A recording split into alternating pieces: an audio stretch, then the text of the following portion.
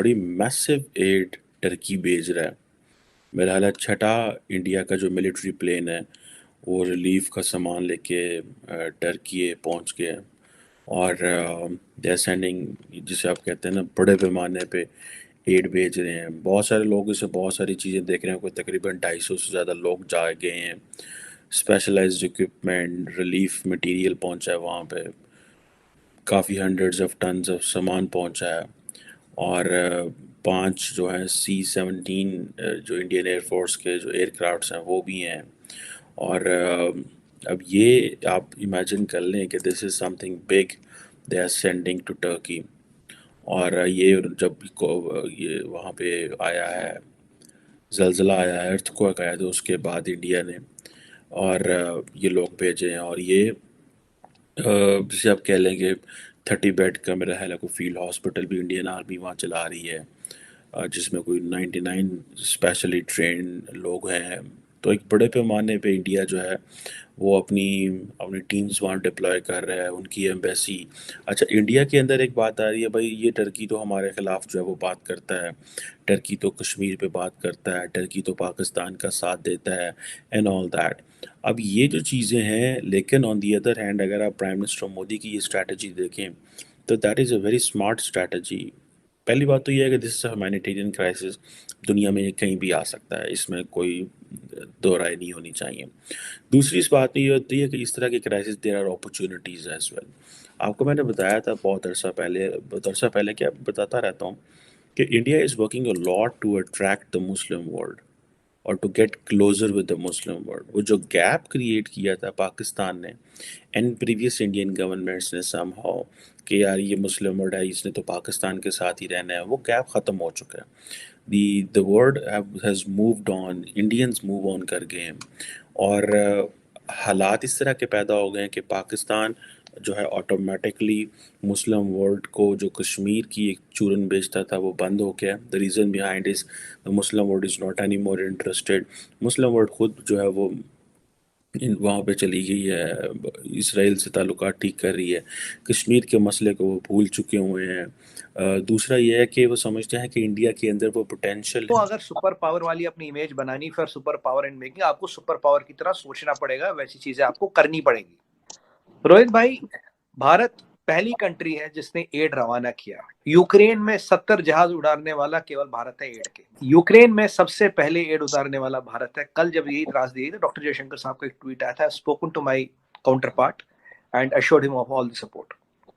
आज उनका एम्बेसडर कहता है कि भारत दोस्त, टर्किश में कॉमन वर्ड है दोस्त, तो उन्होंने कहा भारत हमारा दोस्त है। दोस्त का मीनिंग एग्जैक्टली वही होता है जो हम जिसको रेफर करते हैं।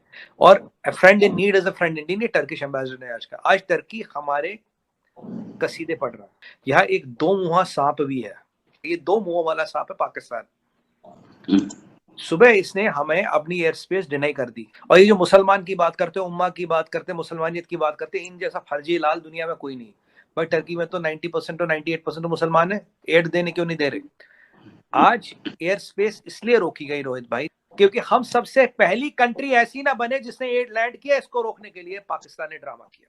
जहां भी त्रासदी हुई है, Bharat has been the first country to land aid. हमारा व्यवस्था इतनी अच्छी हो गई, आज तड़के बिफोर डॉन और flights were in the air. ये हमारे लिए गर्व की बात है। दूसरी बात, अब अपने चीजों पे आते हैं।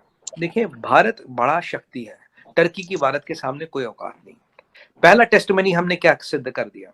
भारत अगर सुपर पावर इन मेकिंग है तो हमारी अब जो सोच है, जो हमारे एक्शंस हैं, जो हमारा अप्रोच है, वो सुपर पावर जैसा है। दूसरी बात, हमारी कोई फॉरेन पॉलिसी रिलीजन बेस्ड नहीं है। अगर रिलीजन बेस्ड होती तो टर्की का मदद करने की तो जरूरत थी नहीं। तीसरी बात, हम एडमिनिस्ट्रेशन और लोगों को अलग रखते हैं। तालिबानों को हम रिकॉग्नाइज नहीं करते, पर अफगानिस्तान में वीट भी भेजा, दवाइयां भी भेजी, वैक्सीन भी भेजी। पॉइंट नंबर 4, जियो पॉलिटिक्स में कहावत है, कहते हैं if you have the money you can influence the politicians. If you have the oil, you can influence the economies. But if you have the food, you can buy the people. आज वहाँ खाना और दवाई चाहिए, और सबसे पहले खाना और दवाई, स्नैपर डॉग्स, दवाई, मेडिकल टीम्स बचने वाला कौन है? भारत। आज देखिए, अफगानिस्तान में इतना जोर पड़ा अफगानिस्तान तालिबान पे कि वो कह रहे हैं हम भारत के साथ रिलेशन शुरू करना चाहते हैं। आज अफगानिस्तान उसी पाकिस्तान, शरिया भाई पाकिस्तान को मारने में लगा हुआ, एक दूसरे को मारने में लगे, भारत के साथ दोस्ती की बात कर रहे हैं।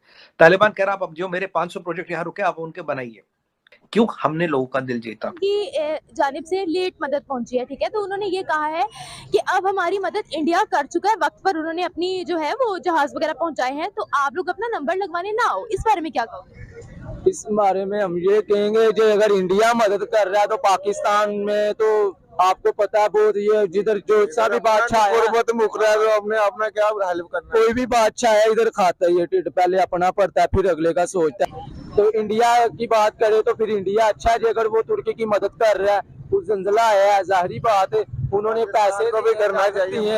ये लोग हम मदद करते हैं किसी के गरीब यतीम बच्चों के लिए, उन्होंने जितने भी डॉलर दिए उन्होंने किसी मदद के लिए दिए ना, तो अल्लाह पाक की दुनिया का मालिक है, दुआ दे दुनिया। मतलब वहाँ पर ना वो मेडिसिन भी दे रहे हैं वहाँ पर, और काफी ज्यादा उनकी हेल्प भी की है, उनकी जो आर्मी है वो रेस्क्यू भी कर रही है वहाँ पर लोगों को, वहाँ रेस्ट भी मलबे से निकाल भी रही है, नीचे से हॉस्पिटल्स भी पहुँचा रही है। हाँ जी, तो यही ना शुक्रिया, ये तो फिर उनकी बहुत मेहरबानी जो उन्होंने अस्पताल में मरीज भी सारे खड़े हैं साथ में, दस्ती अल्लाह तौबा करने के बाद वो उन्होंने गरीबों का साथ दिया। यहाँ गरीब का कोई साथ ही नहीं देता, यहाँ पीर फकीर कट के कोई है ही नहीं किसी का, पीर फकीर कट के ते लानत पाकिस्तान दे कोई किसी का नहीं। इतने अपने हाँ कल आइए तो इतने कोई कहूँ 10 रुपये मैनू कोई इतने ਉਂਝ दे दे, कोई देगा, मैं जिन्नी देर तक रैनक नहीं ना दांगा मैनू उन्नी देर तक कोई पैसे नहीं देगा।